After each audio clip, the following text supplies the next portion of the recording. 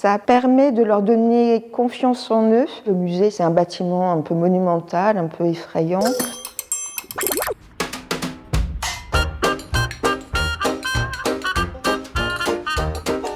On va se rendre tout au bout de la galerie et on va s'intéresser à deux personnages un peu spéciaux. C'est ce qu'on appelle des figures héroïques. Ça vient de héros.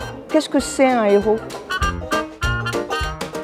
Pour initier la visite, on va voir les œuvres, on va essayer d'avoir des sensations autour de ces œuvres pour en dégager finalement un sens. Et ça va être aussi le prétexte pour une animation.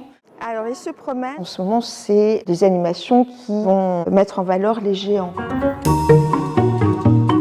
Je pense que ça permet de leur donner confiance en eux en étant sous la tutelle de proches, mais de se sentir à l'aise quand même dans un environnement qui est un petit peu prestigieux, un petit peu peut-être étouffant aussi. Le musée, c'est un bâtiment un peu monumental, un peu effrayant.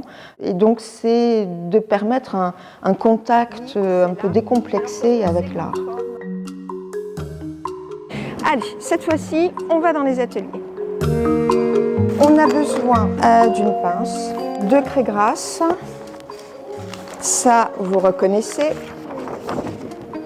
Cincinnatus, et d'une feuille blanche.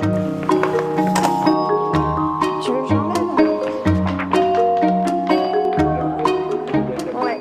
On va associer les parents, parfois même les grands-parents, avec les petits-enfants. C'est un peu ça qui est intéressant. Il y a des complicités qui se lient. Pour ce public, il n'y a pas forcément l'occasion d'avoir des actions communes dans un champ culturel. Donc ça, c'est assez amusant à observer. Il est bien. Ah, il est bien. L'idée, c'était de donner des vêtements afin que nos héros puissent passer un hiver au chaud.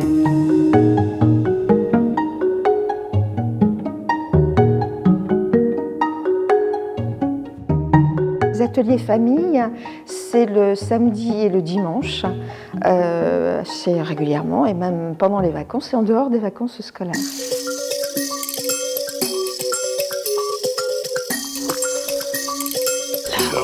Là-haut.